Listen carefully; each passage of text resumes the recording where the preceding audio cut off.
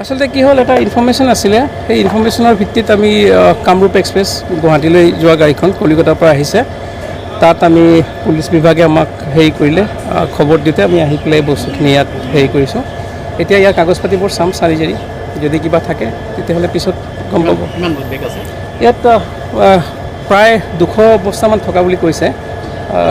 সংখ্যাটো এতিয়ালৈকে হেৰি কৰিব পৰা নাই 200 ওচৰ পাজৰে হ'ব চলি আছে কাগজ পাতি চাইহে আমি ক'ব পাৰিম কি আছে কি নাই তাৰ আগত মানে মন্তব্য দিয়াটো অকণমান অসুবিধা আছে আমাৰ কাৰণে থ্যাংক ইউ